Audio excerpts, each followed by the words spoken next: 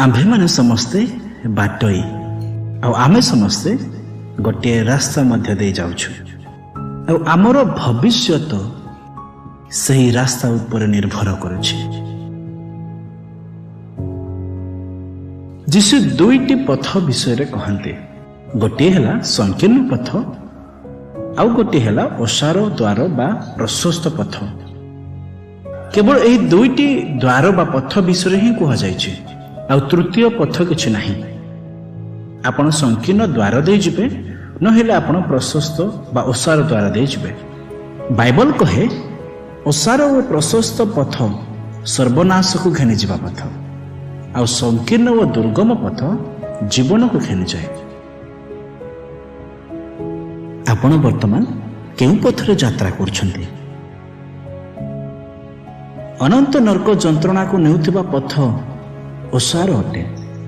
अनेक यही पथ मध्य दे जाते जो माने जगत रे लिप्त जगतर भोग अभिलाष व्यभिचार पाप अन्य को कुदृष्टि देखिबा जे माने जीशु को छाड़ी सेलिब्रिटी मानक विषय टंका रोजगार करबा विषय लोक मानक ठकिबा विषय चिंता करते।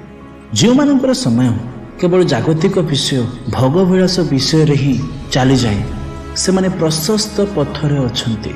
सिंपल भाषा रे जो माने केवल जगत विषय भावुंटे कौन खाइबी कौन पिंधिबी केमिति बहुत टंका रोजगार करी केमिति लोक माने मते सम्मान देबे केमिति मु गोटे बड़ सेलिब्रिटी हेबी एवं विभिन्न प्रकार पापकर्म लिप्त लोक माने ओसार बा प्रशस्त पथर अछंती। ए माने समस्त सर्वनाश हेबे वो अनंत जीवन रे प्रवेश करिवे नाही। आ एही सर्वनाश को घेनी जाउथिबा पथरे चलिबा लोक माने अनेक। जीशु कहती संकीर्ण द्वार दे प्रवेश कर। एही द्वार दे आमे जीवन रे प्रवेश करिबा। एही पथरे चलथिबा लोक अल्प जो माने केवल प्रभु को ही खोजंती पापर अनुताप करती जीशुଙ୍କ ठारे क्षमा प्रार्थना करती जगतर धन पाइबू ता विषय न भावी केमिति स्वर्ग रे अक्षय धन संचय करिबू यह भावती आ एमाने जगत को घृणा करी ईश्वरଙ୍କ राज्य अन्वेषण करती। एमाने अनंत जीवन रे प्रवेश करी प्रभुଙ୍କ सहित सदा सर्वदा रहिबे।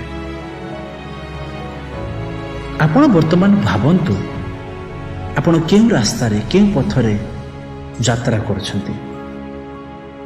जीशु जगत को आसिले आपणक पई जदुरा आपण नरकर अनंत जंत्रणा रे न रही ईश्वरଙ୍କ सहित सदा सर्वदा तांको राज्य रे रहिबे। तेबे आपण डिसाइड करंतु आज ठारे आपण केउ रास्ता रे चलिबे।